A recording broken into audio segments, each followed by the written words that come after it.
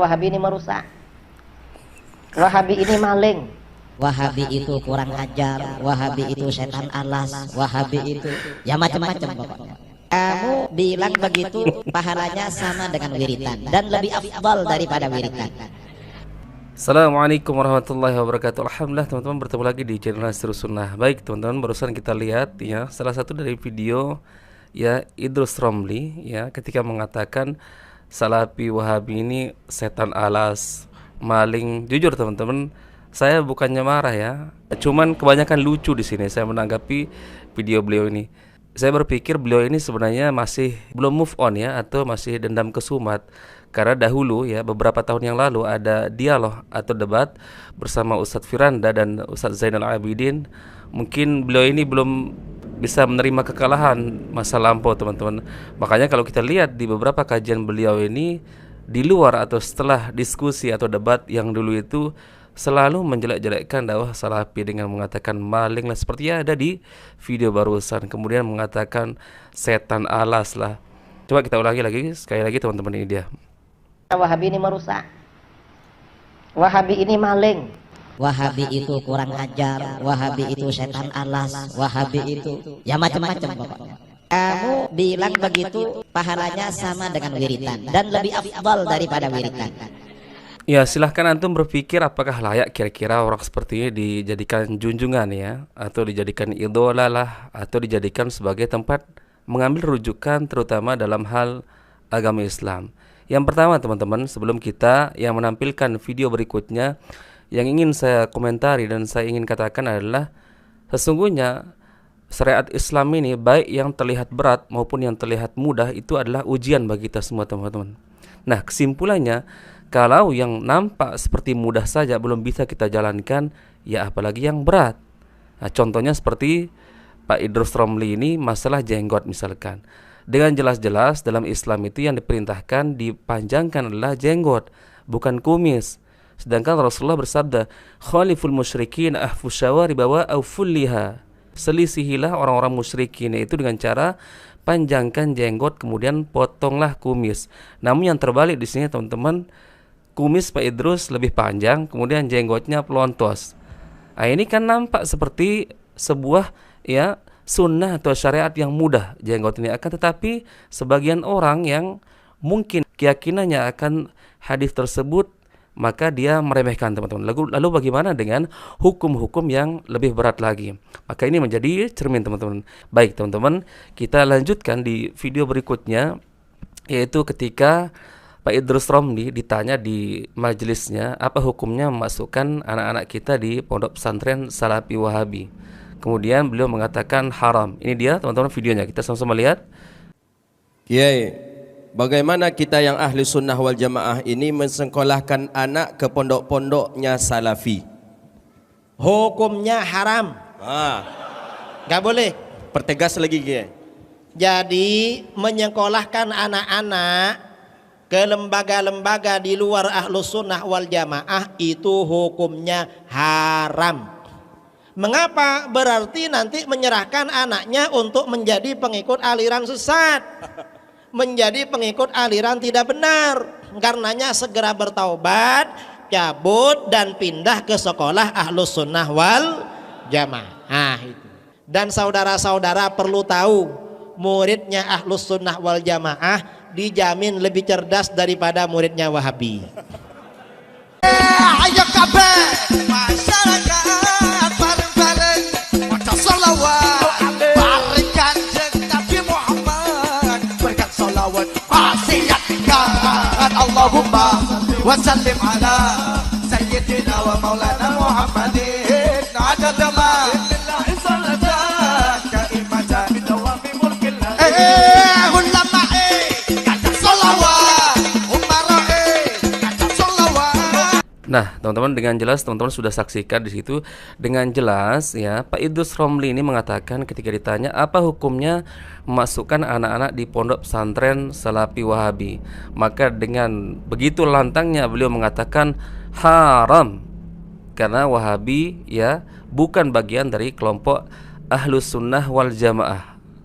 Sebenarnya teman-teman, kalau teman-teman mau tahu kenapa beliau ini sangat kencang bicara masalah haram katanya masukkan anak-anak di pondok pesantren Wahabi.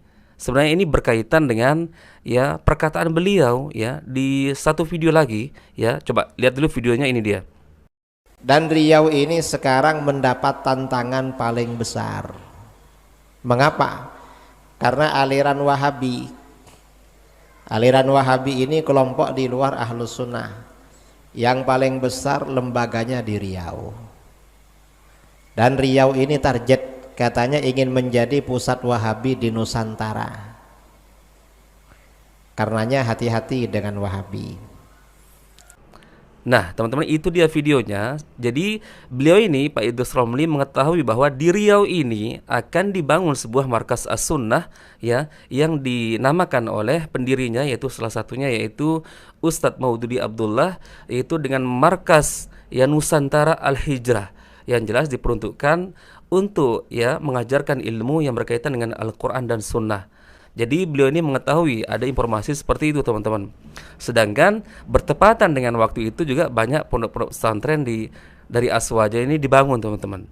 Nah, wallahu alam dari mana Pak Idrus Romli ini mengetahui ada info ini akan dibangun sebuah markas yang begitu besar ya, yang beliau sebut pondok pesantren Wahabi. Nah, mungkin beliau ini merasa ketar-ketir, teman-teman, merasa disaingi, teman-teman, dengan ada pembangunan yang begitu besar. Nah, coba kita lihat profil dari Markas As-Sunnah Al-Hijrah, atau ini dinamakan dengan Markas Nusantara Al-Hijrah di Riau, teman-teman. Coba kita saksikan, ini dia videonya. Assalamualaikum warahmatullahi wabarakatuh. Subhanallah, sebuah kebanggaan Ustadz ana selama ini datengin teman-teman ya dalam rangka bangun markas hijrah ini. Langkah pertama dulu pembebasan lahan 4,8 hektar itu waktu itu membutuhkan uang 17,9 dan alhamdulillah nggak sampai setahun udah lebih kurang 10 bulan. 10 bulan ya. Ini menunjukkan bagaimana semangat umat Islam ya untuk menginfakkan hartanya di jalan Allah Azza wa Jalla. Dan setelah itu ada proses kedua, yaitu pemasangan tiang pancang yang mungkin para jamaah nanti bisa melihat ya. Tiang pancang itu udah dipasang semua dengan jumlah, Masjid sudah terpasang semua, tinggal sekarang asrama. Oke. Nah, yang masjid udah selesai semua. Masjid sudah selesai semua. Masya Allah. Dan masjid ini jamaah satu lantai insya Allah 9.000 meter persegi ya. Dan insya Allah akan cukup satu lantai itu 5.000 orang-orang sholat saya. Nah, 5.000. Jadi kira-kira cukup untuk 10.000 orang. Mungkin kita berpikir, kira-kira siapa yang akan ngisi masjid ini? Di sekitar masjid ini akan dibangun asrama-asrama buat para santri yang akan memberikan kemudahan bagi mereka, di mana nanti akan memberikan kemudahan kepada umat Islam untuk belajar di sini. Dan Rasulullah SAW ketika beliau menyampaikan kepada para sahabatnya, "Ballighu anni walau ayah." Sampaikan dari aku walaupun satu ayat. Mungkin sebagian kita tidak punya kemampuan itu. Sebagian kita punya kelebihan harta. Sebagian kita punya kelebihan tenaga dan energi. Dan ana rasa ini menjadi salah satu tempat pilihan ya. Ketika kita hendak berinfak, kita harus mikir ya. Kira-kira kalau ana taruh uang di sana, jadi apa nantinya? Harapan ana insyaallah markas Sunnah Nusantara ini, Al-Hijrah ini, menjadi tempat yang akan memberikan kontribusi besar kepada umat Islam, khususnya mendidik mereka, mengkader mereka agar pulang menjadi penyampai agama Allah ini. Dan Rasul sallallahu alaihi wasallam mengatakan, "Mana qasad sadaqatun min mal." Sedekah itu tidak mengurangi harta, dan rasanya antum sudah bisa buktikan dalam kehidupan kita berapa banyak uang yang kita keluarkan dan ternyata Allah terus memberikan tambahan. Dan insya Allah harapannya tempat ini dibangun dengan keikhlasan. Dan tadi anak ngobrol sama Ustadz Maududi, berapa banyak kemudahan-kemudahan yang Allah berikan. 17 miliar yang mungkin dalam bayangan sebagian orang, siapa yang akan nyumbang itu Ustadz ya? Ternyata 10 bulan selesai. Dan ketika pasang tiang pancang, itu berapa? di anggaran 21 miliar. Dan terpenuhi itu Ustadz. Sepenuhnya alhamdulillah. Dan Masya Allah. Dan insya Allah masjid ini akan sudah dipakai tahun depan Ustaz. Insya Allah. Insya Allah. Target Januari, kalau tidak berarti mundur 1 bulan. Tapi target itu Januari. Januari insya Allah. Insya Allah. Akan dipakai buat sekolah, di mana santri-santri akan mulai diterima.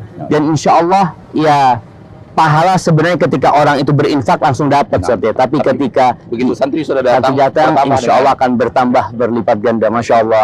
Ana berharap kita semua punya andil di tempat ini. Ya semampu kita. Anfiq yunfiqillah alaik. Berinfaklah, Allah pasti memberikan kepadamu yang lebih baik. Masya Allah. Jazakallah Ustaz. Barakallahu fikum. Barakallahu fikum. Assalamualaikum warahmatullahi wabarakatuh. Masya Allah, itu dia teman-teman, yaitu Markas As-Sunnah atau yang disebut dengan Markas Nusantara Al-Hijrah, yang rencananya, bukan rencana teman-teman, tapi ini sudah pembangunannya sudah berjalan teman-teman. Dan beliau barusan kita sudah saksikan yaitu keterangan dari Ustadz Syafiq Reza Basalamba dan Ustadz Maududi Abdullah berkaitan dengan pembangunan ini teman-teman.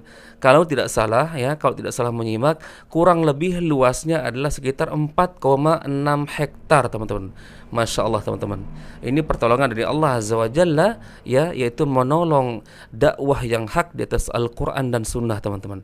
Maka kita tidak heran, pantaslah Pak Idrus Romli merasa ketar-ketir dengan ya kehadiran atau pembangunan yang sedang dilaksanakan di Riau, yaitu Markas As-Sunnah Nusantara atau yang disebut Markas Nusantara Al-Hijrah. Ini wallahu alam apakah termasuk terbesar di Riau ini teman-teman. Namun yang mengatakan seperti itu adalah ya beliau, yaitu Pak Idrus Romli, dengan mengatakan akan ya mewahabikan ya Riau dengan membangun Markas Nusantara. Nah teman-teman, ini menjadi perbandingan bagi antum semua. Apakah kira-kira perkataan Pak Idrus Romli dari video awal, video kedua sampai yang terakhir sudah kita reaksikan ini layak kira-kira untuk kita jadikan sebagai anutan atau rujukan atau junjungan terutama dalam urusan agama teman-teman.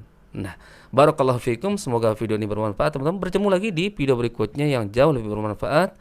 Assalamualaikum warahmatullahi wabarakatuh.